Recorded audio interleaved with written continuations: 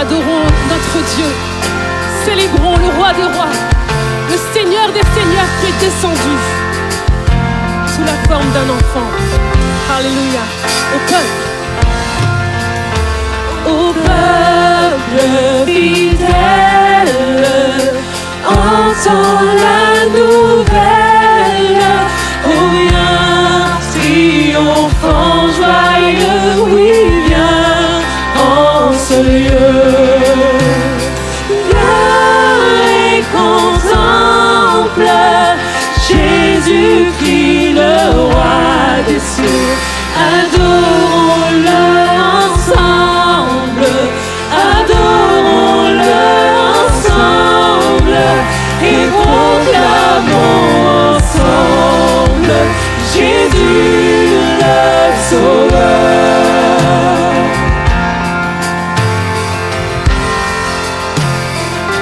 Venez tous les anges, tous les anges, chantez sa louange, que les cieux proclament son nom glorieux. Paix sur la terre et gloire à Dieu dans les cieux. Adorons-le ensemble, adorons-le ensemble et proclamons ensemble Jésus le Sauveur.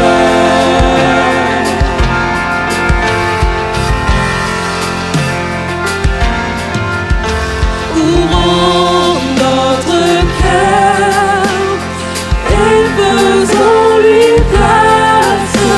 Accueillons Jésus le Fils du Dieu très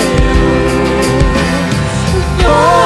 Gloire et honneur au Christ notre Rédempteur. Adorons-le ensemble, adorons-le ensemble et proclamons ensemble Jésus. Adorons, adorons-le ensemble, adorons-le ensemble et proclamons ensemble, et proclamons ensemble, et proclamons ensemble Jésus.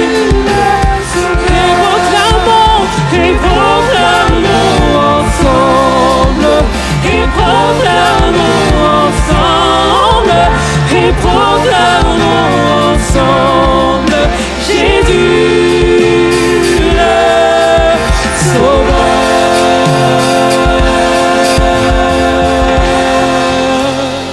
Alléluia, alléluia, quelle joie de proclamer notre Sauveur ensemble.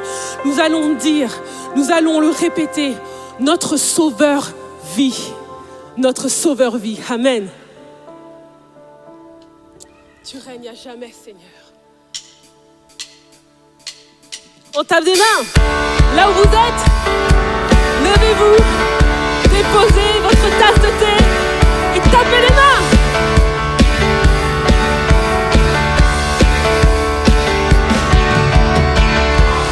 Dieu, tu règnes à jamais. Le monde connaîtra ton nom. Tous unis nous chantons l'hymne de tes rachetés. Je sais que mon Rédempteur vit et sur lui j'ai fondé ma vie. Mon Sauveur vit. Je peux déclarer chaque matin, Jésus, tu es le seul chemin. Mon Sauveur vit. Il vit. Le roi des rois vint du ciel, et tout l'enfer tremble à son nom. Victorieux, éternel, et le chant des rachetés. Je sais que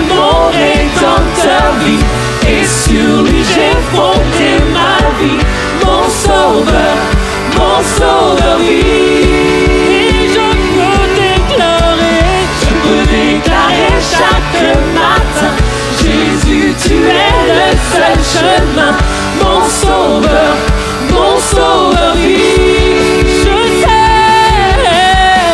Je sais que mon Rédempteur vit, et sur lui j'ai fondé ma vie, mon sauveur vit. Je peux déclarer chaque matin, Jésus, tu es le seul chemin, mon sauveur vit.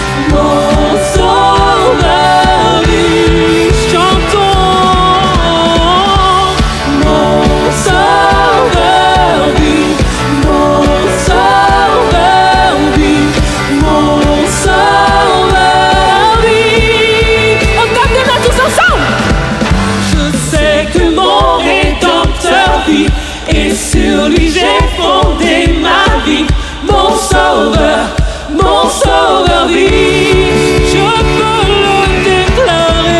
Je peux déclarer chaque matin, Jésus, tu es le seul chemin, mon sauveur vit. Je sais que mon Rédempteur vit, et sur lui j'ai fondé ma vie, mon sauveur vit. Chaque matin, Jésus, tu es le seul chemin, mon sauveur vit.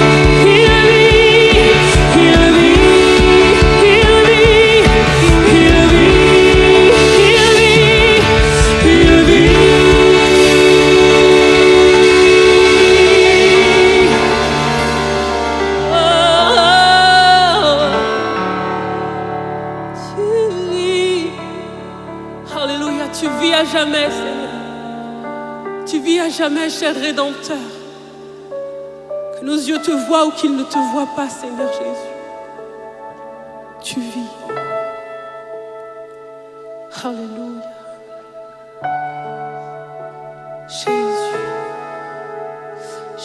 Jésus, c'est toi que nous sommes venus célébrer en ce matin, Père. Aucun autre nom n'est au-dessus du tien. Alléluia.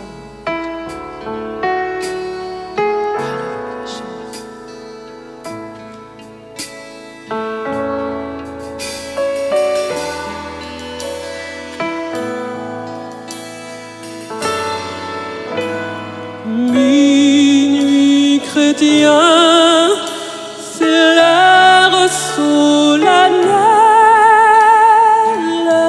où l'homme de Dieu descendit jusqu'à nous pour effacer la tâche originelle et de son Père arrêter la courroux. Le monde entier tressaille d'espérance à cette nuit qui lui offre un sauveur. La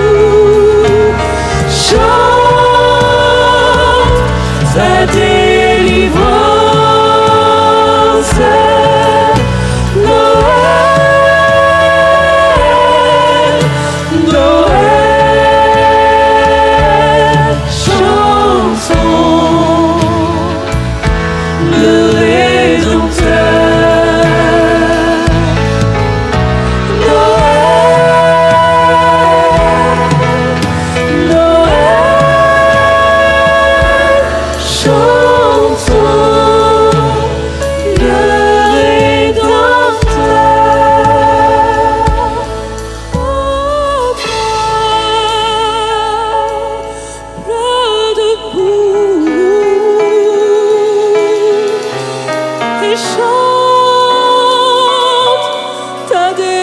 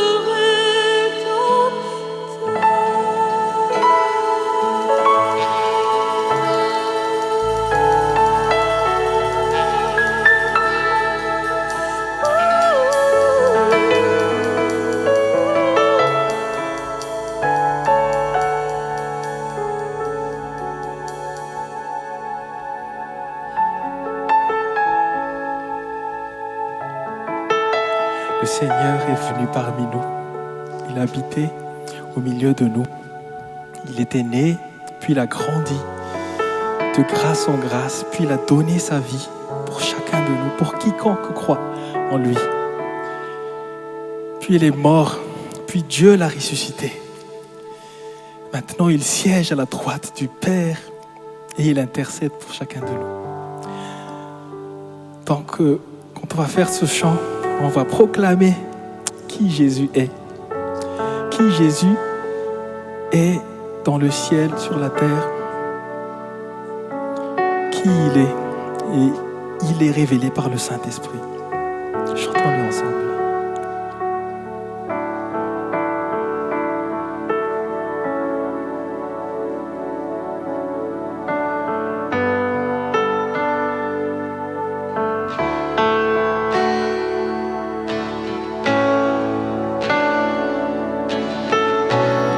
Ton nom est merveilleux, Jésus.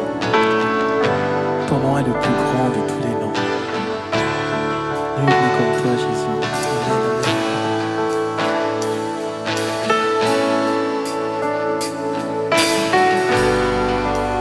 Couronné, rayonnant de majesté, l'univers proclame ta grandeur. Tu es glorifié, Jésus. Glorifié par les anges prosternés. Tu es assis à la droite du Père.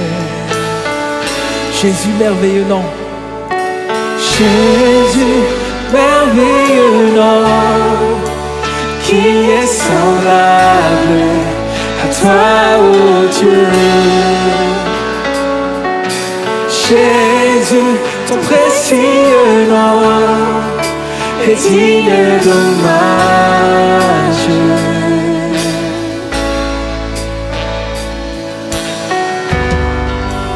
Captivé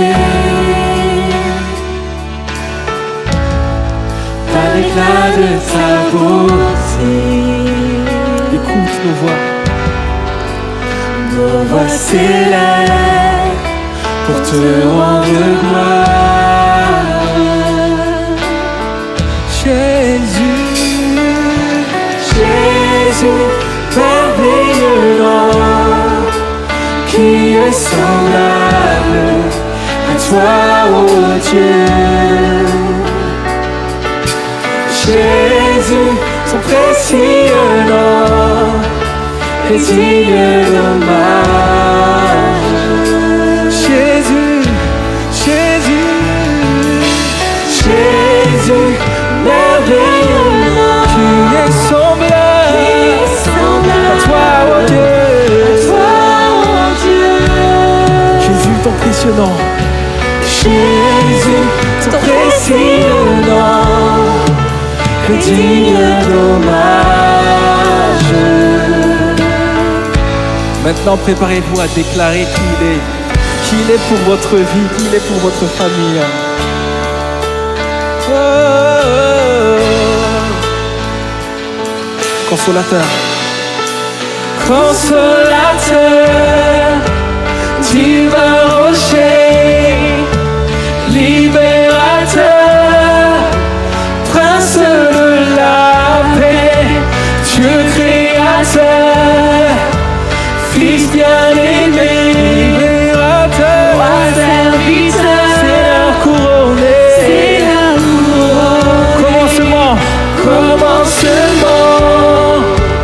ultime fin, soleil levant, étoile du matin, Dieu tout-puissant, Dieu trois fois saint, sauveur vivant, maître souverain. Et encore, consolateur, divin rocher, il est le libérateur,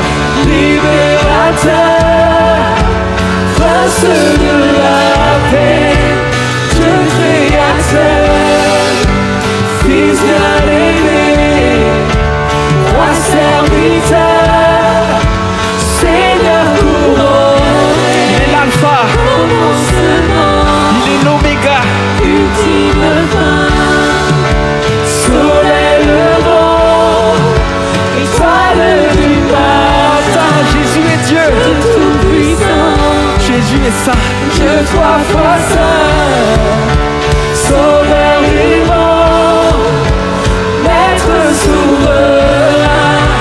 Oh, oh,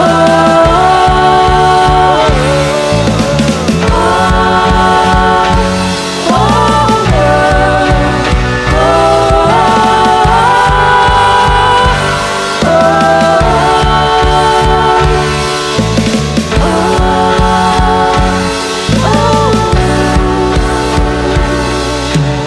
Jésus, merveilleux nom, qui est semblable à toi, oh Dieu. Jésus, son précieux nom est digne d'hommage.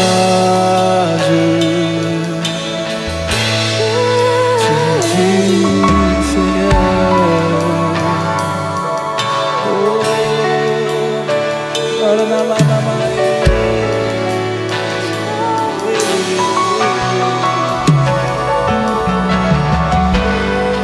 Remplis ce lieu, Saint-Esprit. Viens nous combler, viens nous remplir totalement. Remplis chaque personne qui nous regarde maintenant. Touche-les au plus profond. Touche-les, touche leur cœur, Seigneur. Tu fais de grandes choses, Seigneur Jésus. Tu es le même hier, aujourd'hui, éternellement. Viens toucher les vies encore. Viens nous changer. Viens nous ressourcer encore, Seigneur. Des personnes ont passé de moments difficiles, mais toi, tu restes fidèle, Jésus. Je proclame ta fidélité sur leur vie. Relève les personnes qui sont à terre, Seigneur. Merci, Jésus. Merci, Père. Merci, Saint-Esprit. Si vous le voulez bien, nous allons terminer ce moment en répétant ce merveilleux refrain. Jésus, merveilleux nom. Jésus, précieux nom. Ton nom est tellement précieux pour nous, Jésus. Nous voulons le proclamer une dernière fois tous ensemble. Jésus, merveilleux nom, qui est semblable à toi, oh Dieu. Jésus, ton précieux nom est digne d'hommage.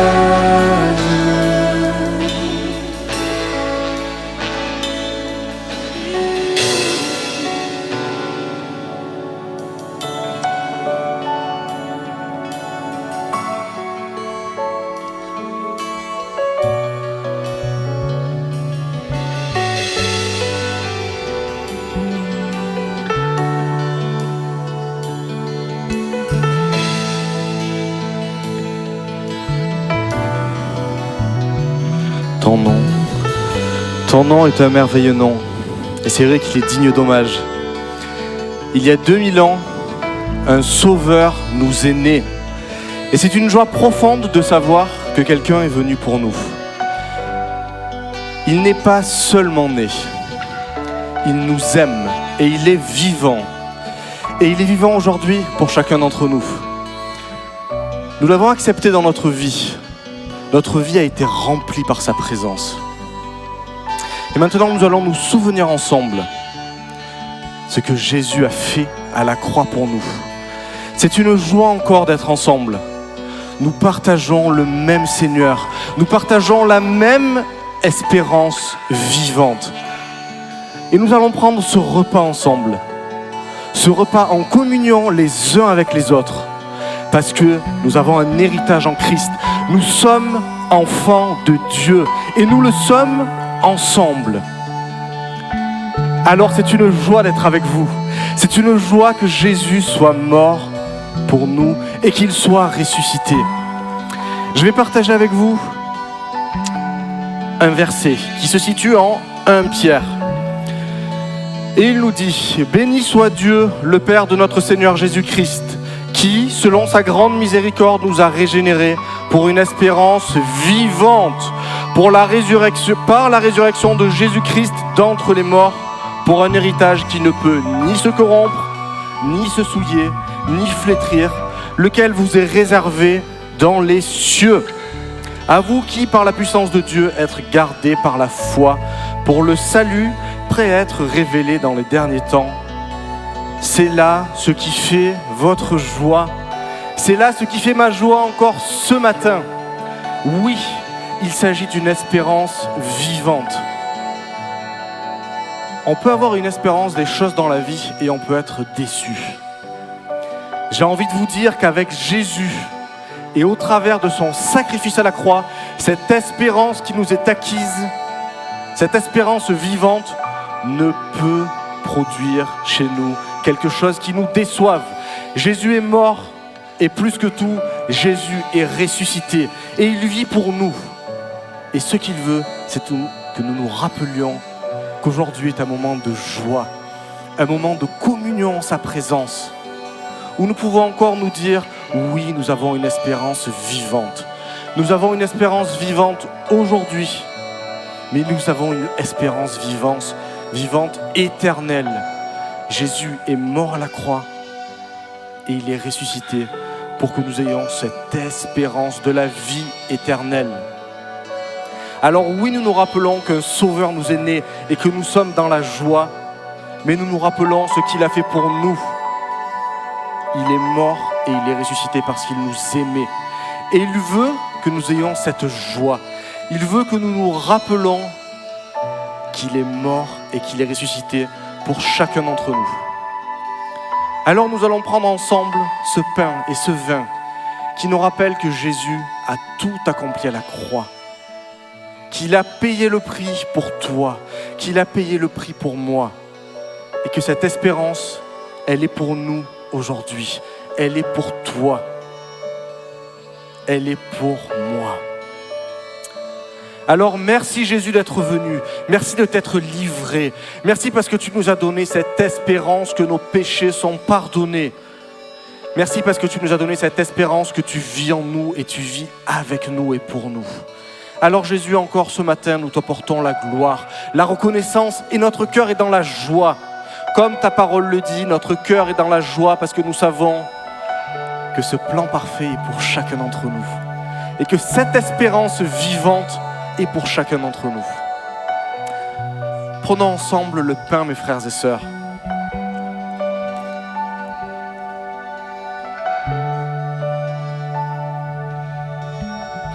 Et prenons ensemble ce vin.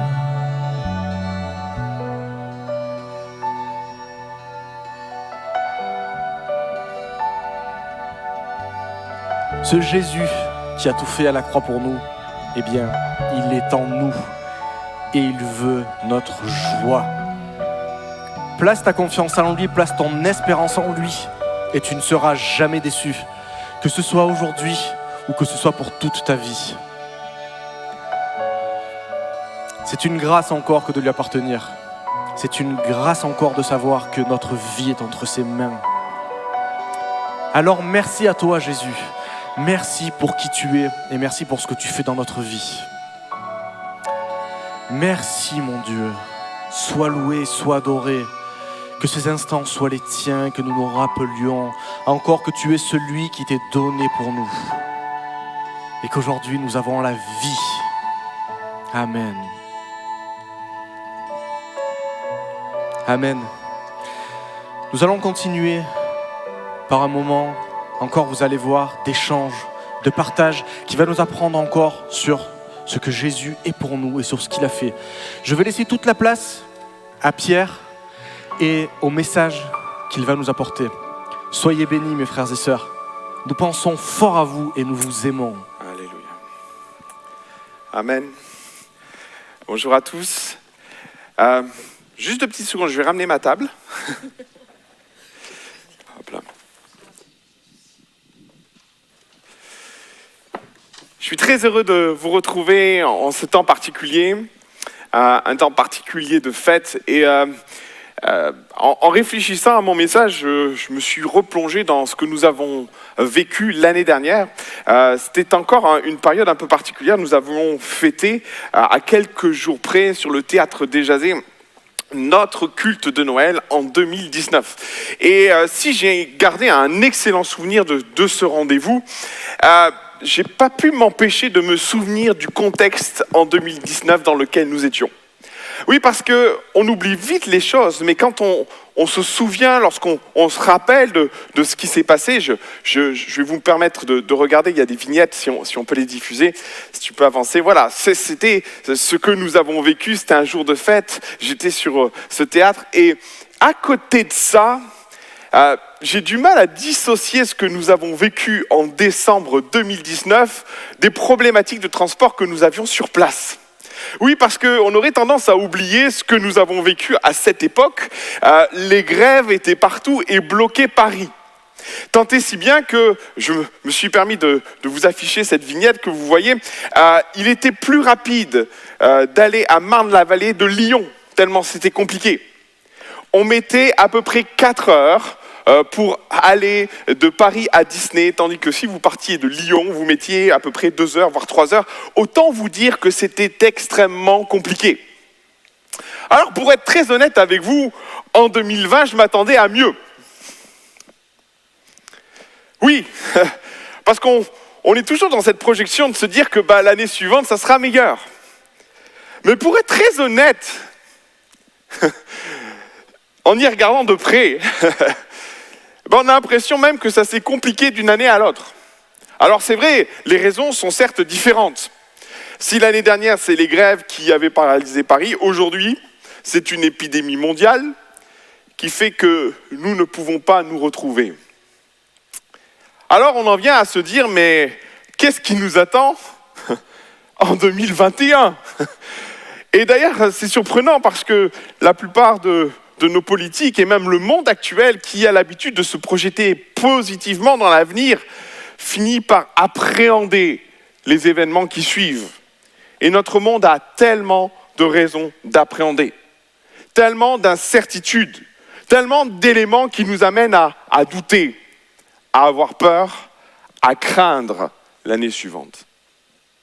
Alors, dans ce contexte que j'ai pris le temps de détaillé de façon succincte, j'aimerais vous faire un cadeau ce matin. J'aimerais vous faire un cadeau. J'aimerais vous faire un cadeau, mais alors c'est pas moi qui vous l'offre en réalité, mais j'aimerais vous rappeler un cadeau que Dieu nous a fait.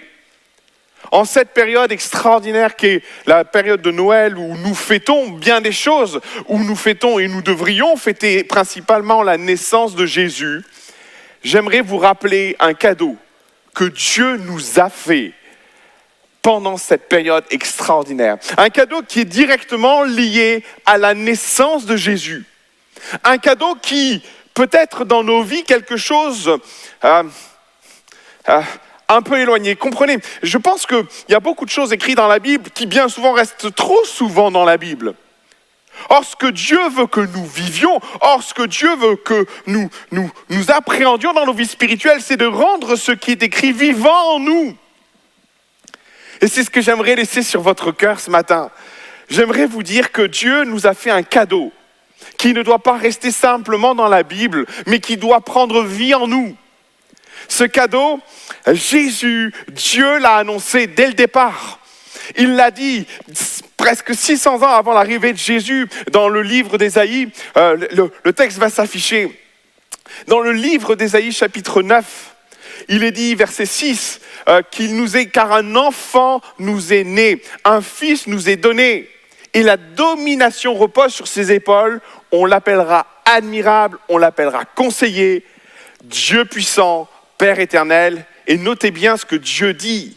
600 ans avant l'arrivée de Jésus, il le dit, et on l'appellera Prince de la paix. Notez aussi ce que Dieu va dire au travers des anges lorsqu'il va s'adresser aux bergers, alors qu'ils sont dehors. Le texte poursuit, Matthieu chapitre 2, verset 14. Gloire à Dieu dans les cieux très hauts et paix sur la terre pour les hommes parmi les hommes que Dieu agrée. Amen. Dieu a annoncé dès le départ qu'avec la venue de Jésus, son ambassadeur, son prince, viendrait un message de paix, un message certes d'espérance, mais depuis le début, Dieu associe la venue de Jésus à une paix. Une paix que Jésus ne va avoir de cesse de rappeler à ses disciples dans ses enseignements. Et même dans la fin de son ministère, alors que Jésus vient d'être crucifié, l'une des premières réapparitions de Jésus auprès de ses disciples, alors qu'ils sont terrés, ils sont apeurés, ils ont peur des représailles, ils ont peur des Juifs à l'extérieur. Les Juifs sont enfermés, on vient tout juste de mettre Jésus dans un tombeau. Et 3 jours plus tard, les disciples sont là, apeurés, ils reçoivent des visites, ils entendent des choses, ils sont dans un questionnement. Et là, dans ce contexte-là, alors qu'ils ont peur, ils ont des doutes, des questionnements, Jésus apparaît. Et l'une des premières choses que Jésus va leur dire, c'est paix sur vous. C'est dire si le message de paix et la paix est étroitement liée avec ce que Jésus est venu faire, œuvrer dans le cœur d'une humanité. Ce matin encore, j'aimerais nous rappeler ce cadeau que Dieu nous a fait. En envoyant son Fils, en envoyant son ambassadeur, en envoyant son prince, le prince, il est dit qu'il est le prince de la paix. Dieu a le désir d'amener sur son peuple une paix particulière. Et c'est de ce cadeau dont j'aimerais vous parler. C'est ce cadeau dont j'aimerais faire le contour avec vous, ce cadeau que Dieu, que Jésus et que le Saint-Esprit met sur mon cœur en cette période de fête, en cette période de trouble, en cette période où nous allons vivre peut-être un Noël comme nous ne l'avons jamais vécu. Les circonstances sont là pour nous dire que nous vivons des temps particuliers. Et dans ces temps particuliers, le Saint-Esprit veut mettre l'accent dans nos cœurs et dans nos vies sur cette paix qu'il a envoyée au travers de son Fils Jésus, au travers de son ambassadeur. Jésus veut nous dire qu'il y a une paix. Une paix pour ta vie, une paix dans le contexte dans lequel tu es, une paix par rapport aux événements que nous vivons. Alors, mon ami, j'aimerais avec toi prendre quelques instants pour détailler ce qu'est cette paix. Dernièrement, nous avons offert à nos filles, c'était leurs anniversaires, et on leur a offert des cadeaux. Et vous savez, il y a toujours cette attente où les enfants voient les cadeaux et ils n'ont pas le droit d'y toucher. Vous voyez ce que je veux dire ? Alors bien souvent, les parents les cachent. Sauf que nous, on avait décidé de les montrer dans le but de les motiver. On était en pleine période de confinement, vous voyez ce que je veux dire ? C'était compliqué. L'éducation à la maison, c'était difficile. Alors, on a clairement fait quelque chose, je ne sais pas si c'est bien en soi, mais on leur a mis une carotte. Vous voyez ce que c'est qu'une carotte ? Bon, ça sert à faire avancer l'âne, d'accord ? Je n'irai pas prétendre que mes enfants sont... Non, hein, on évite, hein. Mes chéris, je vous embrasse. Mais on leur avait mis une carotte et on leur a dit, voilà les enfants, on est en période de confinement, c'est compliqué, il faut faire l'école à la maison et tout et tout. Et on leur a mis leurs cadeaux sur la table et on leur a dit, voilà. Et ma deuxième, Camille, était tellement pressée qu'elle m'a demandé, papa, est-ce que j'ai le droit de regarder la boîte ? Et elle a pris le temps pendant des heures et des heures, sans jamais jouer avec, d'avoir la boîte et de la tourner dans tous les sens, de regarder ce qu'il y avait dedans. Et elle se projetait, elle réfléchissait, et sans avoir le jouet dans sa tête, elle jouait avec. Ouais ? Ce matin, j'aimerais faire un peu pareil. J'aimerais faire le tour ou le contour de cette paix que Jésus est venu amener dans nos cœurs. Cette paix qui est extraordinaire, tellement elle revêt d'aspect, tellement elle revêt de particularités. Et permettez-moi ce matin de les partager avec vous, j'en ai 5. La première particularité en lien avec cette paix, et la vignette va s'afficher, cette paix est un guide. Alors on va afficher le texte Colossiens chapitre 3 verset 15. Il nous est dit que la paix de Christ à laquelle vous avez été appelés pour former un seul corps règne dans vos cœurs et soyez reconnaissants. Et attendez, on va revenir dessus s'il te plaît. Le texte n'est pas suffisamment explicite. Et permettez-moi de prendre une autre version, et c'est celle du semeur. Que la paix instaurée par Christ, gouverne vos décisions, car c'est cette paix que Dieu vous a appelé pour former un seul corps, soyez reconnaissants. Notez bien ce qu'il nous est dit, que la paix instaurée par Christ gouverne vos décisions. Moi, j'aimerais vous inviter à dire Amen. Parce que cette perception du texte m'amène à comprendre une réalité spirituelle que beaucoup vivent en soi, c'est que la paix que Dieu met dans nos cœurs est appelée à être un guide. Bien souvent dans des décisions que vous avez pu prendre, que j'ai pu prendre, et dernièrement j'étais amené à prendre une décision qui était un peu compliquée, et au départ peut-être vous avez déjà vécu ça, j'étais très enthousiaste par rapport à une idée, par rapport à un projet, et puis au plus je me suis approché du projet, au plus j'étais plus en paix. Et dans mon cœur est venu un combat, une lutte. Seigneur, qu'est-ce que je fais ? Est-ce que je suis avancé suffisamment dans le projet pour pouvoir y arriver ? Et puis d'un autre côté, dans mon cœur, je ne le sentais pas. Et Dieu a tranché. Vous savez ce qui est intéressant dans ce texte, là où le texte précise que cette paix que Christ vous a donnée est autorité. La première traduction qu'on pourrait trouver, c'est arbitre. Que cette paix que Christ vous a donnée soit l'arbitre de vos décisions. On pourrait très bien traduire la chose de la façon suivante. Et second, c'est pas privé de le traduire plusieurs fois comme ça. Et en fonction des traductions, vous pourriez trouver arbitre.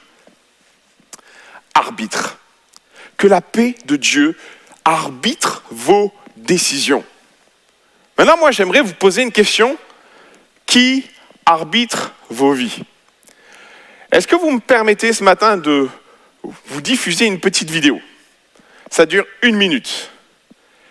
Est-ce qu'on peut envoyer la technique ? On va voir si ça marche. Alors, nous sommes dans un combat de karaté. Vous constaterez que c'est un sport relativement violent. Maintenant, c'est là toute l'importance du positionnement de l'arbitre. Il faut que l'arbitre puisse intervenir et arrêter le combat quand c'est nécessaire. Et vous allez voir dans quelques instants que l'arbitre va essayer de les séparer.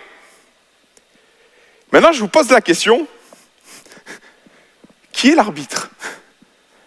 Je vous pose la question parce que, vous voyez, ça dégénère, et que finalement, l'arbitre n'est pas un arbitre de paix dans ce contexte-là. Ils sont même obligés de maintenir l'arbitre à 4, voire à un moment à 5, pour calmer ce monsieur. Et la vidéo s'arrête.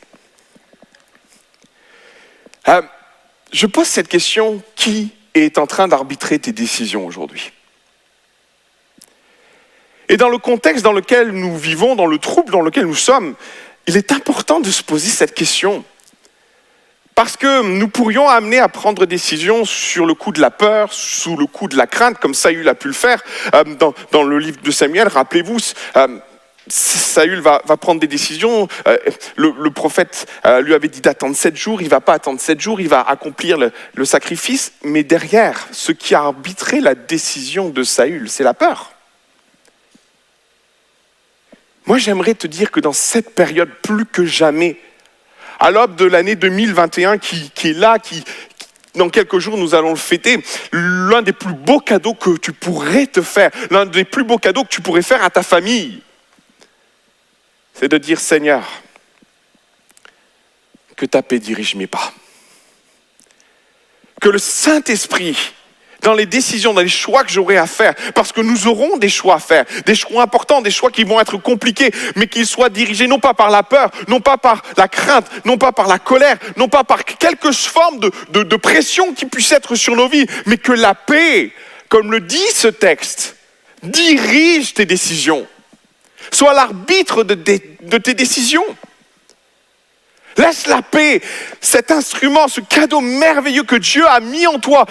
Autorise-toi à entendre la voix de Dieu. Autorise-toi à ce que cette paix dans ton cœur s'installe. Autorise-toi à être à l'écoute de ce que le Saint-Esprit va te dire dans cette période.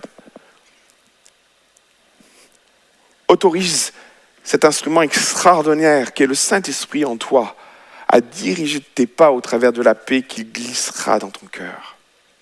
Oui, cette paix est un guide. Et plus que jamais, fais-toi le cadeau de laisser cette paix s'exprimer et te guider. Ne rentre pas en conflit avec l'arbitre, parce que par moments, c'est ce que nous vivons. Mais laisse cette paix te guider et être cet instrument. Alléluia. La deuxième chose que j'aimerais te dire au sujet de cette paix, elle est étroitement liée à la prière. J'aimerais lire avec vous un texte que nous connaissons bien dans le livre de Philippiens. Philippiens chapitre 4. Nous connaissons parfaitement ce texte. Je vais attendre qu'il s'affiche pour vous. Philippiens chapitre 4, verset 6. « Ne vous inquiétez de rien, mais en toute chose, faites connaître vos besoins à Dieu par des prières, des supplications, avec des actions de grâce. » Et notez bien qu'il y a un lien. Et la paix, tu peux le rafficher, de Dieu, qui surpasse toute intelligence, gardera vos cœurs et vos pensées en Jésus-Christ. Amen.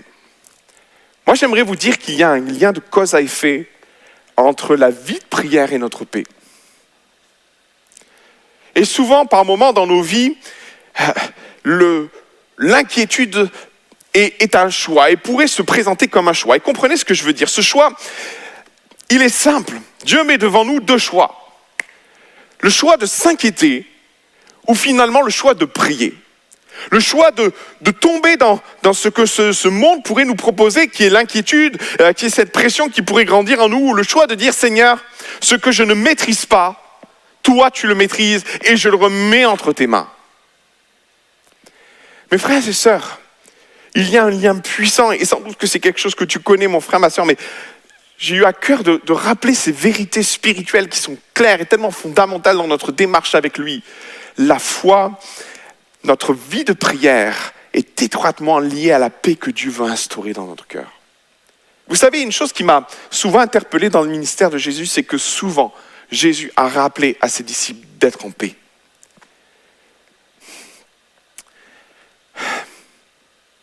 Au vu des inquiétudes et des incertitudes qui sont les nôtres, nous avons tout intérêt à avoir la vie de prière qui nous permettra de vivre tout cela en paix. Et c'est une réalité spirituelle. Il va y arriver une période dans nos vies, et peut-être ça va être qu'à cette année, où mon frère, ma sœur, tu vas avoir un combat. Le combat de tomber dans l'inquiétude, ou le combat d'aller sur le terrain de la prière. Et ce choix va se présenter à toi. Et vous savez, l'inquiétude nous éloigne de la prière, et du coup nous éloigne de la paix. Ouais ? Et c'est important de comprendre ce fonctionnement. Quand nous décidons de dire non à l'inquiétude, le choix opposé, c'est de dire « Seigneur, je rentre dans la prière. Et je me tiens devant toi. » Et le texte est fort, il dit par des prières, par des supplications. C'est le moment de combattre ton inquiétude en remettant les choses entre les mains de ton Dieu.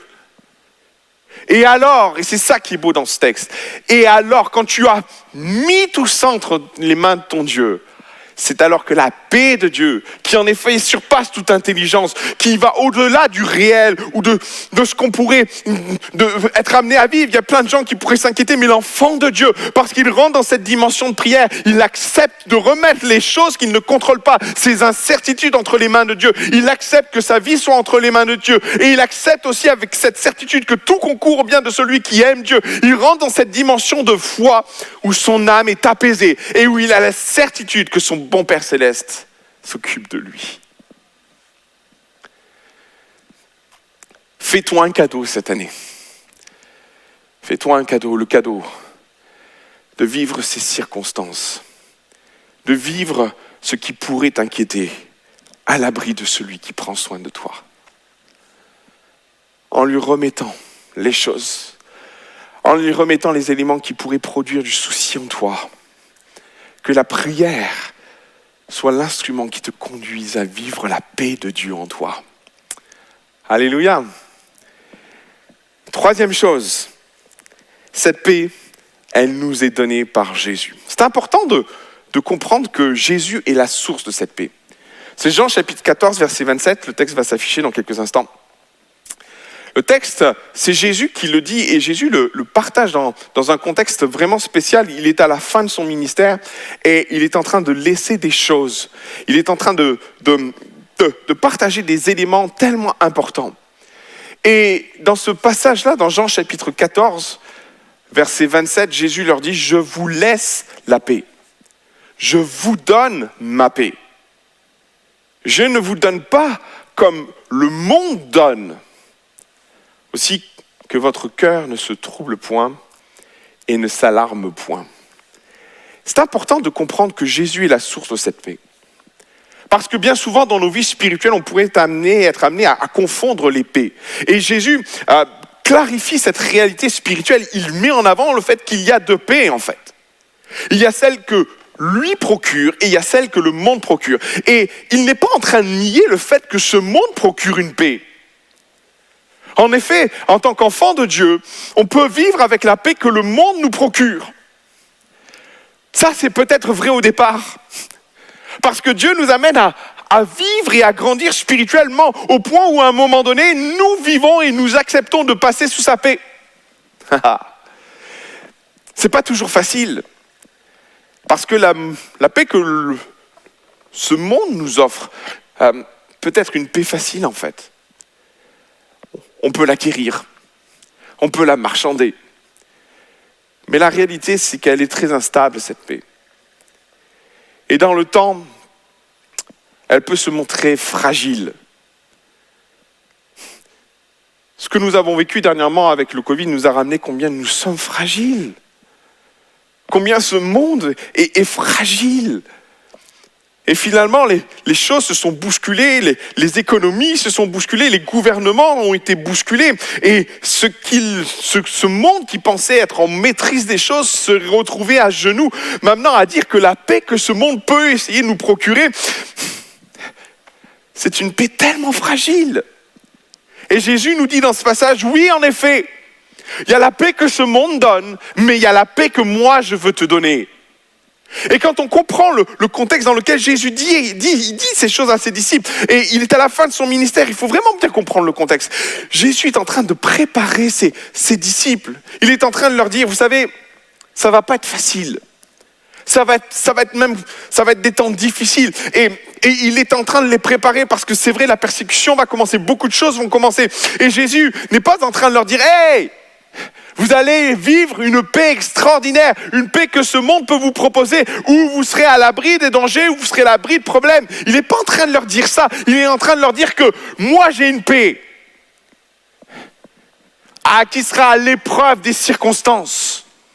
Moi j'ai une paix à vous proposer qui fera la différence par les circonstances, au travers des circonstances dans lesquelles vous allez traverser. Il n'est pas en train de leur dire que c'est une paix que ce monde peut connaître, où les choses seront dans le calme, où votre cœur sera apaisé. C'est pas cette paix dont Jésus est en train de parler. Il est en train de leur dire, oui, vos cœurs seront apaisés, mais pas parce que les circonstances seront bonnes, mais parce que moi, le Saint-Esprit en vous, je vais exprimer un apaisement que ce monde ne connaît pas, pour reprendre ce que dit Philippiens, que ce monde ne comprend pas. Je veux mettre une paix surnaturelle en vous. Et à l'aube de ce que nous sommes en train de vivre, où cette année 2021 me soulève des tas de questionnements, des tas de choses imprévisibles, on pourrait s'avancer et dire « Ah Seigneur, est-ce qu'on a quelque chose dans ce monde qui peut nous rassurer ?» Jésus nous dit « Moi, je veux te rassurer. Moi, je veux mettre cette paix dans ton cœur.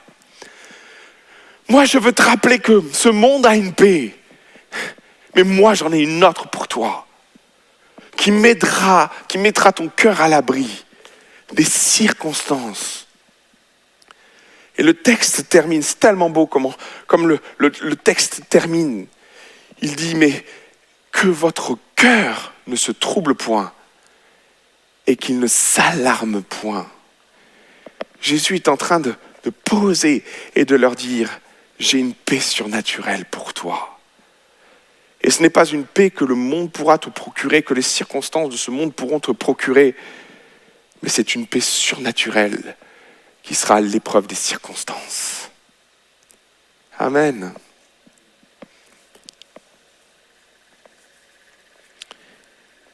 Quatrième chose sur cette paix. Et c'est ce que Dieu va dire alors que Jésus vient de naître. Il va dire dans ce texte magnifique de Matthieu chapitre 2, verset 14, alors que les gens chantent, on l'a lu ensemble. Il va dire, c'est vrai, dans ce passage magnifique, paix parmi les hommes que Dieu agrée. J'aime tellement ce passage parce que souvent on l'entend chanter. Il y a plein en plus, c'est la période où on entend ça de tous les côtés. Si vous êtes fan des comédies romantiques américaines, dans la période de Noël, c'est tellement riche. Puis il y a toujours un Christmas Carol qui est en train de chanter ça. Et j'ai jamais pris attention à ce que Dieu était en train de dire exactement au berger. Alors je me suis arrêté et j'ai vu que Dieu dit, oui, paix sur les hommes, paix parmi les hommes que Dieu agrée. Il est en train de conditionner cette paix. Vous savez, il faut bien comprendre une chose, c'est que cette paix est venue et liée étroitement à l'arrivée de Jésus. On ne peut pas dissocier cette paix que Dieu veut nous donner avec l'arrivée de Jésus. Et elle est étroitement liée à notre décision d'être en paix avec Dieu. Parce que quand le texte dit paix parmi les hommes que Dieu agrée, Dieu est en train de dire oui, j'ai cette paix surnaturelle qui donne envie à tout le monde, mais cette paix, elle a une condition. Elle est certes gratuite, mais elle est conditionnée au fait que toi, déjà, tu fasses la paix avec ton Dieu. Je pense que l'une des raisons premières qui fait qu'un chrétien peut perdre sa paix, cette paix surnaturelle, c'est qu'il n'est plus en paix avec Dieu. Et j'aimerais te rappeler, alors que nous allons fêter dans quelques jours l'arrivée de Jésus, entre guillemets, il a fait cette œuvre, il est venu sur terre, nous fêtons sa naissance, mais nous ne pouvons pas passer à côté de l'œuvre principale de Christ, qui n'est pas celle de naître dans une crèche, c'est le monde qui a voulu fêter ça. L'œuvre principale de Christ, c'est celle qu'il a accomplie sur la croix. Et en mourant sur la croix, il est devenu notre paix. Il nous permet d'accéder à cette paix surnaturelle. Parce qu'en faisant la paix avec Dieu, Dieu fait la paix avec nous. Et je voudrais te rappeler cet élément fondamental qui est notre démarche de foi, qui est lié avec notre volonté de repentance. De dire, Seigneur Jésus, j'ai perdu la paix parce que je me suis éloigné de toi. Nous vivons dans un monde qui a perdu la paix parce qu'il a choisi de vivre loin de Dieu. Il a choisi de se mettre à l'écart de Dieu. Il a choisi de se séparer de Dieu, de faire même sans Dieu. Moi, j'aimerais te dire et te proposer ce matin, quel que soit ton état, quelle que soit la situation que tu vis, quelle que soit la distance qui s'est installée entre toi et Dieu, il est temps de faire la paix avec ton Dieu. Il est temps peut-être de refaire la paix avec lui. Peut-être que toute cette période a chamboulé ta vie. Peut-être que parce que tu as perdu la paix, tu t'es éloigné de Dieu. Il y a comme un cercle vicieux qui s'est installé dans ta vie. Les circonstances se sont abattues sur toi, tu as perdu la paix. Et du coup, tu t'es éloigné de Dieu. Tu as cherché à compenser cette perte de confiance. Tu as cherché à trouver une paix dans ce monde. Et puis ça t'a tellement mis à distance de Dieu qu'aujourd'hui, tu n'es plus en paix avec ton Dieu. Il est dit dans la parole que Jésus est notre paix. Il nous a réconciliés avec le Père. Et en cette période tellement spéciale de Noël, j'aimerais te dire que c'est peut-être le meilleur moment, à l'aube de cette nouvelle année, de refaire la paix avec ton Dieu. De dire, Seigneur Jésus, je reviens à toi. De tout mon cœur, de tout mon être. Je prends la décision, Jésus, de revenir complètement vers toi et de m'abandonner complètement à toi. Je choisis, Seigneur, que tu sois mon intermédiaire, que tu sois cet instrument de paix, que tu sois ce prince de la paix, que tu sois cet ambassadeur de paix entre moi et le Père. Merci pour l'œuvre de la croix. Merci pour le pardon de mes péchés. Merci de restaurer la paix entre le Père et moi. Cette paix est conditionnée au fait d'accepter Jésus comme ta paix, comme celui qui te rapproche du Père. Je vais terminer dans quelques instants, je vais appeler l'équipe de louange à me rejoindre. Et j'aimerais donner une dernière perspective sur cette paix, qui est aussi une conclusion. Cette paix est une puissance. J'ai écouté un témoignage qui était très intéressant où c'est l'histoire d'un couple. Et au départ, ce couple, lui n'est pas du tout au Seigneur, croit à peine en Dieu. Et elle suit, c'est une fervente du Seigneur, elle aime Dieu de tout son cœur. Et cette histoire, c'est l'homme qui raconte cette histoire. Et alors qu'ils avaient une entreprise florissante, ils ont vu leurs bénéfices s'effondrer, la situation économique s'est effondrée. Et cet homme qui ne croyait pas en Dieu a tout perdu. Avec son épouse, ils ont tout perdu. Ils ont perdu leur maison, ils ont perdu leur entreprise. Et alors que tout semble s'effondrer autour de leur vie, c'est ce moment-là que cet homme a choisi pour aller à la rencontre de Dieu. Et c'est plutôt étonnant parce qu'on pourrait penser que quelque part, c'est ce qui a surpris le pasteur. Il était tout étonné, mais vous avez tout perdu, mais qu'est-ce qui a fait que vous vous êtes tourné vers Dieu ? Et cet homme a expliqué les choses de la façon suivante. Il a expliqué que c'est quand il a vu la paix de sa femme, alors qu'ils étaient en train de tout perdre, il a expliqué qu'il est devenu jaloux de sa femme. Il est devenu jaloux de sa femme, jaloux de la paix de sa femme. Lui était en train de s'affoler, lui était en train de chavirer dans ses pensées, dans ses conflits intérieurs. Et lorsqu'il portait le regard sur sa femme, il s'est dit à un moment donné, ouf, elle a quelque chose que j'ai pas. Elle vit quelque chose que je n'ai pas. Et c'est au travers de ces difficultés et au travers du témoignage de sa femme que cet homme s'est rapproché de Dieu. Et je trouve ça extraordinaire parce que, mes amis, dans la période que nous vivons, nous sommes appelés à être le sel de la terre. Nous sommes appelés à briller par notre différence. Et si une chose doit faire la différence dans le monde que nous vivons face aux incertitudes et inquiétudes qui sont autour de nous, ne serait-ce pas par le choix et cette décision de dire, Seigneur, cette paix, je veux la vivre. Je veux vivre cette puissance qui fait la différence. Jésus ne nous a pas dit que ça serait facile. Et même quand il dit « je vous donne ma paix », vous comprenez le contexte, c'était un contexte qui n'était pas vraiment brillant en soi, mais il assurait ses disciples d'une chose, votre cœur sera en paix. Oh, vous aurez conscience des circonstances, vous aurez conscience de ce qui se passe, parce que ce n'est pas une paix qui nous déconnecte de la réalité, mais c'est une paix qui nous amène à tenir debout dans un bateau comme Paul au milieu de la tempête. C'est une paix qui nous permet de dormir comme Pierre au lendemain de son exécution. C'est une paix qui, dans un bateau pris dans la tempête, amène Jésus à se reposer et à dormir. C'est cette paix surnaturelle dont j'aimerais te parler. J'aimerais te dire que, en cette période de Noël, bien des cadeaux pourraient être faits.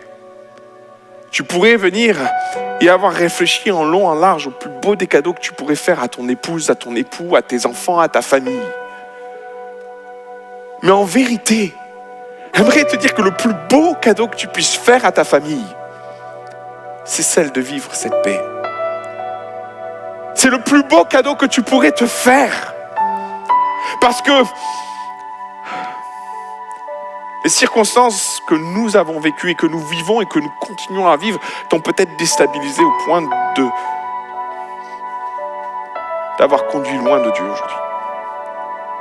Et oui, peut-être tu vis plus cette paix, tu es un enfant de Dieu, tu sais tout ça, tu as déjà entendu tout ça, mais la paix n'y est plus. Cette paix surnaturelle dont Dieu parle dans sa parole, dont Jésus parle à ses disciples. Je vous donne cette paix, non pas comme le monde la donne, mais je vous donne cette paix aussi. Soyez dans la paix, soyez dans le repos. Cette paix-là, tu l'as perdue. Et ça rejaillit dans ta vie, dans tes décisions, dans tes choix. Ce n'est plus l'arbitre paix qui dirige. Maintenant, c'est l'arbitre crainte, c'est l'arbitre peur, c'est l'arbitre stress, c'est l'arbitre pression. Il y a des choix compliqués. Et tu sens que tu perds un peu le contrôle des choses. Et dans ton rapport avec ta femme, avec ton mari, avec tes enfants, cette pression devient grandissante et tu as perdu cette paix. Et tu sais qu'elle est en train d'empoisonner ton couple, qu'elle est en train d'empoisonner ta famille, qu'elle est en train d'empoisonner ton travail. Ton témoignage n'est plus celui qu'il devrait être. Il n'y a plus de puissance dedans. Il y a juste quelqu'un qui est soumis aux aléas de la vie. Tu as perdu la paix. Pour autant, tu en entends parler. Pour autant, tu la lis. Tu sais qu'elle existe. Le Père, le Fils et le Saint-Esprit viennent à toi pour te dire qu'il existe une paix surnaturelle qui ne dépend pas des circonstances.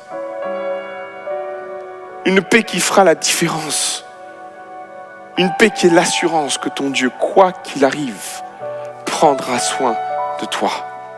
Prendra soin de ton épouse, prendra soin de ton époux, prendra soin de tes enfants. Que dire de celui qui est bousculé dans sa carrière, qui avait fait des projections, pris des crédits, avancé de façon sereine, en maîtrisant les choses, et voit tous ces projets bousculés, les créanciers à la porte, les projets se sont effondrés. Et oui, ta paix est bousculée. Peut-être même tu l'as perdue. Oui. Et je ne suis pas en train de te condamner parce que je vais vous dire une vérité. Garder cette paix en soi, c'est un combat. Un combat pratiquement de chaque instant. Et si Jésus l'a constamment rappelé à ses disciples, c'est qu'il y avait un enjeu spirituel capital. Il y a un combat pour vivre cette paix, maintenir cette paix. Et ce matin, j'aimerais prendre le temps avec toi de dire, Seigneur, je veux cette paix.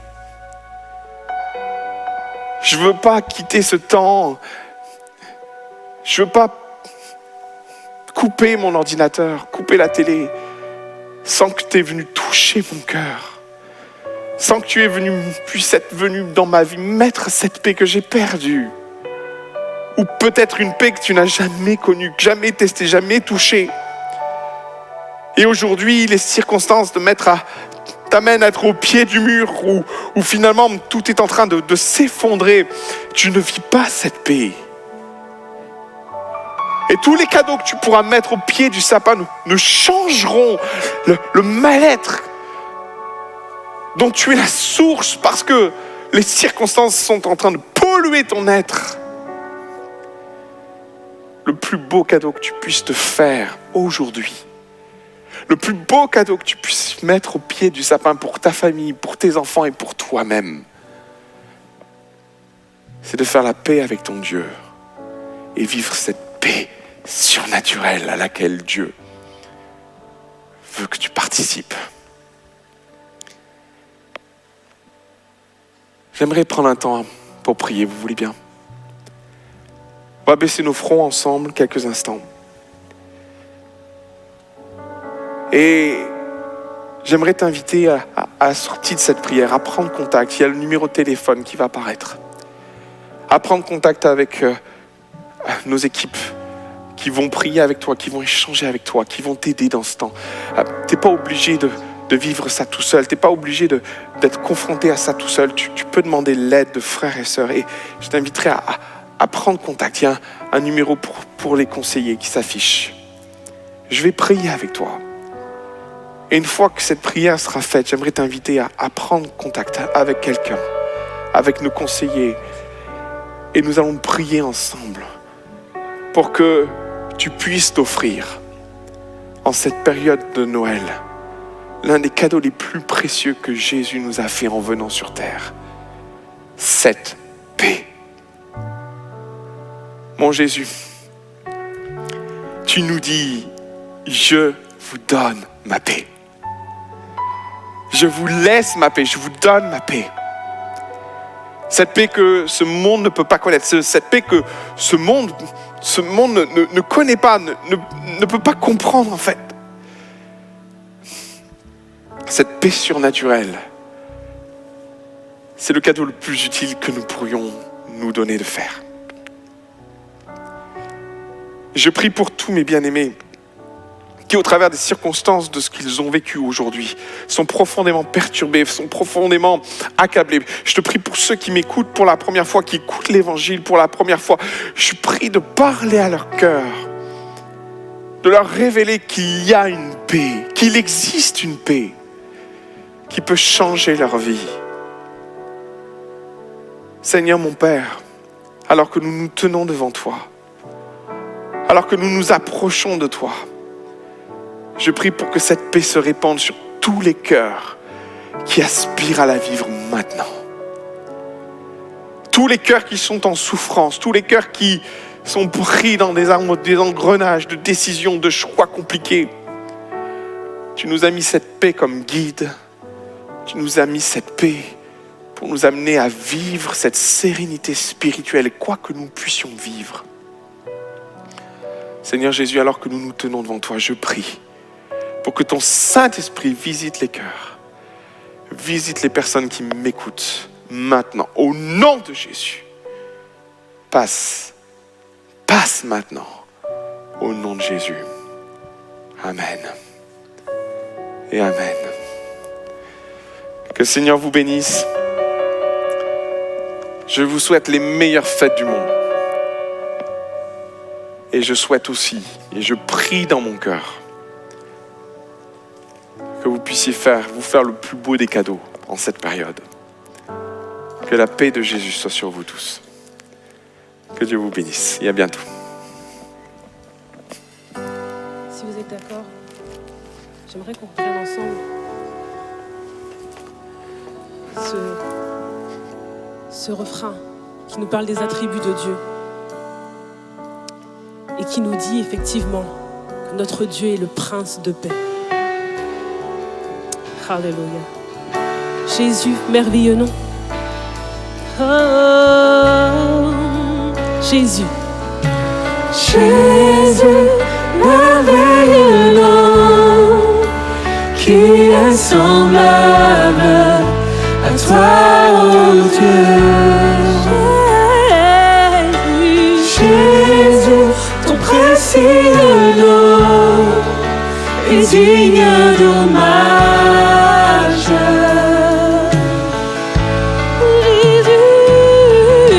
Jésus, merveilleux nom, qui est semblable à toi, ô Dieu. Jésus, ton précieux nom est digne d'hommage.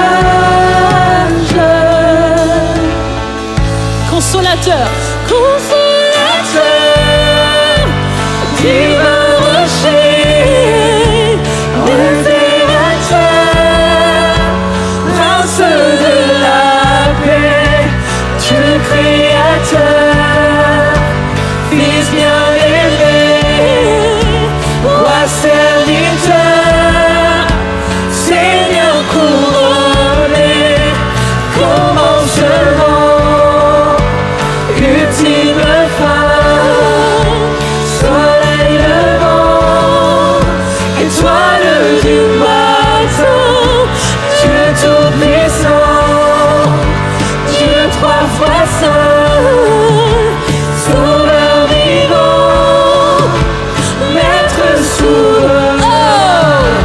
Oh, oh,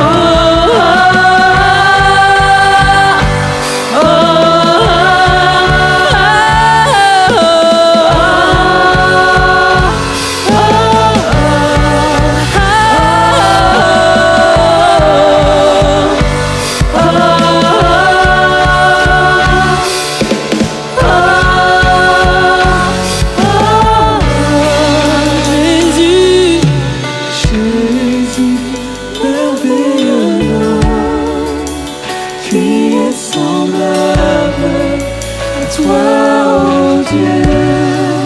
Jésus, Jésus, ton précieux nom est digne de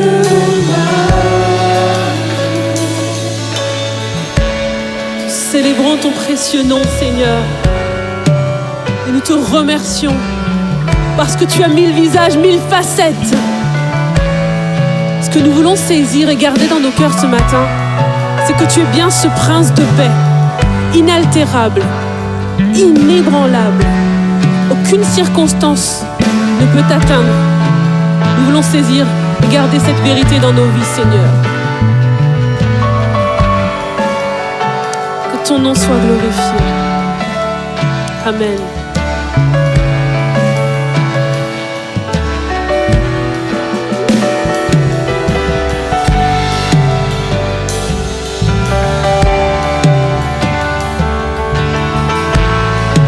L'Église EPM vous souhaite d'excellentes fêtes. Profitez avec votre famille et que Dieu vous bénisse abondamment. À très bientôt.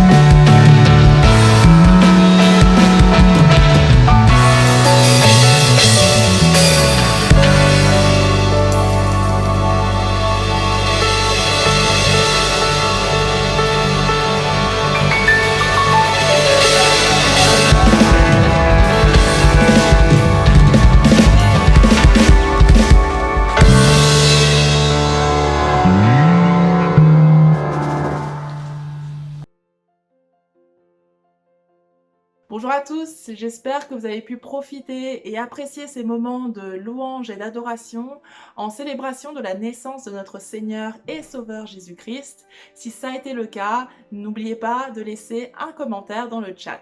Je vous invite à rester encore quelques minutes avec nous pour que je puisse partager quelques annonces sur la vie de notre Église. Si vous assistez à l'un de nos cultes pour la première fois et que vous avez plus de questions sur la vie de notre Église, il y a un département pour ça, il s'appelle le Métropole Café. N'hésitez pas à le joindre par email à metropolcafé.epm@gmail.com. Ils se feront une joie de répondre à vos questions et de vous accueillir comme il se doit. Il y a quelques semaines, nous avons eu la joie d'avoir une session de baptême. Et si vous n'êtes pas encore passé par les eaux du baptême et que vous avez des questions concernant le baptême, comment cela se passe, pourquoi se faire baptiser, est-ce que c'est le moment pour moi de me faire baptiser ? N'hésitez pas à contacter le pasteur Sylvain à département-baptême.epm@gmail.com. Le pasteur Sylvain en charge de ce département pourra répondre à vos questions, vous conseiller, vous accompagner dans ces moments qui peuvent être très intenses émotionnellement. En tant qu'Église, nous allons commencer 2021 par 21 jours de jeûne et de prière. Donc save the date, ce sera du 10 au 31 janvier 2021.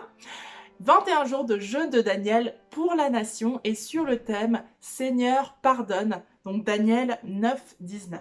Si vous avez besoin de prières, d'accompagnement, de conseils en ces temps tellement particuliers qui peuvent être très difficiles, la hotline est toujours disponible, donc n'hésitez pas à envoyer un texto, n'appelez pas, envoyez un texto et un conseiller ou un pasteur pourra vous recontacter. N'hésitez pas, c'est fait pour ça. Ils pourront passer un temps de prière, vous accompagner, vous conseiller sur les questions que vous pouvez avoir. Pour continuer, nous avons un petit message d'un couple pastoral qui nous est cher. 2020 fut une année éprouvante pour tous, mais Dieu a été fidèle pour ses enfants. Oui, c'est vrai, la France, elle a été éprouvée. La sécurité du territoire a été constamment menacée. Il y a eu la COVID qui a frappé aussi plusieurs de nos proches. Les conséquences aussi de la crise sanitaire qui sont loin, on sait très bien d'être terminées et qui mettent beaucoup mal presque tous les indicateurs économiques. Alors, nous avons tous été touchés d'une manière ou d'une autre, mais... Ouais, voici notre espoir. En 2018, dans un temps de prière, vraiment, avant qu'on vive vraiment tous ces moments-là, dans un simple temps d'intimité avec Dieu, le Seigneur a fait ce dépôt sur mon cœur, un texte dans Isaïe 60, je l'ai déjà partagé à l'Église, où ça dit « Lève-toi, brille, car ta lumière arrive et la gloire de l'Éternel se lève sur toi. » Certes, les ténèbres recouvrent la terre et l'obscurité profonde enveloppe les peuples et les nations. Mais sur toi, l'Éternel se lèvera, sur toi, sa gloire apparaîtra. Je ne sais pas comment Dieu le fera dans les temps que nous vivons et très loin de moi de me risquer aux spéculations. Nous avons déjà eu beaucoup trop de prophètes opportunistes qui ont profité de la crise de ce que nous vivons pour, mais je sais une chose, c'est que Dieu accomplira sa parole. Il a choisi en ces temps de faire une démarcation accrue et prononcée et encore plus accentuée entre l'Église et le monde, entre vous, toi et ton entourage. Bien sûr, notre monde est de plus en plus ténébreux, mais sur nous, en tant qu'Église et aussi en tant que famille, en tant que couple, en tant que parents, en tant que jeunes et aussi simplement en tant que chrétiens, enfants de Dieu, la gloire de l'Éternel va se lever de plus en plus et nous allons de plus en plus briller dans les ténèbres. Oui, et puis on désire vraiment en tant que couple pastoral aujourd'hui simplement vous remercier de tout cœur parce que lorsqu'on réalise, on est dans un monde qui se déchire, mais vous êtes un seul cœur, l'Église elle est unie. Dans un monde aussi qui est très égocentrique, vous avez été volontaire à aider, à donner. On regarde juste tout ce qui a pris place à coup de pouce pendant ce début d'hiver. Et l'économie, elle a été ébranlée. Il y a beaucoup de commerçants même qui ont malheureusement, doivent mettre la clé sous la porte. Mais vous avez été fidèles dans vos dîmes et dans vos offrandes. Donc, on tient vraiment à vous remercier. Oui, la morosité, elle est partout. Et pourtant, on reçoit tant de paroles de vie, d'encouragement, des paroles de foi de votre part, de toutes sortes de façons, un très, très beau soutien mutuel, l'équipe pastorale à l'interne entre nous, ou avec les équipiers, et même simplement l'Église envers nous, nous envers l'Église, tous ensemble. Et cette belle unité et cette belle ambiance, oui, et plusieurs d'entre vous avaient été touchés personnellement par ce qu'on a vécu durant cette année. On sait que c'est pas terminé, on sait que 2021 ne sera pas facile, mais ce qui est vraiment beau aujourd'hui, c'est de voir cette Église Paris Métropole et voir simplement les enfants de Dieu tellement unis à travers ces moments difficiles. L'obscurité profonde enveloppe les peuples, mais vous êtes une Église qui brille. Et j'aimerais aussi vous demander, vous encourager en tant que pasteur avec Justine, mon épouse aujourd'hui, de continuer à veiller les uns sur les autres. N'hésitez pas à appeler quelqu'un que vous connaissez, un proche, des amis, des membres de l'Église, peut-être qui sont isolés ou qui passent par des moments difficiles. Plusieurs d'entre nous, certains ont vécu même des deuils et tout. Veillons les uns sur les autres. Encourageons-nous mutuellement les uns sur les autres. Prions les uns pour les autres. N'hésitez pas. Nous avons une équipe d'intercesseurs à l'Église. Nous avons aussi une équipe de soins pastoraux. Tous les pasteurs, vous avez vu la belle photo, si vous ne l'avez pas encore vue, vous verrez bientôt une très, très belle photo de toute l'équipe pastorale. Nous sommes là aussi pour simplement prier avec vous, peut-être un coup de fil ou un entretien. N'hésitez surtout pas. Et sur ça, nous voulons vraiment vous souhaiter des belles fêtes, bénies, une très belle fin d'année et un bon début de nouvelle année 2021. Et à très, très bientôt. Merci Justine, merci Christian pour ce message et merci d'avoir partagé avec nous ce magnifique sapin. Si vous souhaitez être tenu au courant de tout ce qui se passe à l'Église Paris Métropole, n'oubliez pas de vous abonner à nos réseaux sociaux, Instagram, Facebook, YouTube, Église Paris Métropole ou notre site internet monégliseaparis.fr. Pour ma part, j'en ai terminé pour aujourd'hui. Merci pour votre attention. Je vous souhaite un très joyeux Noël, de très belles fêtes. Que le Seigneur vous garde. Soyez bénis.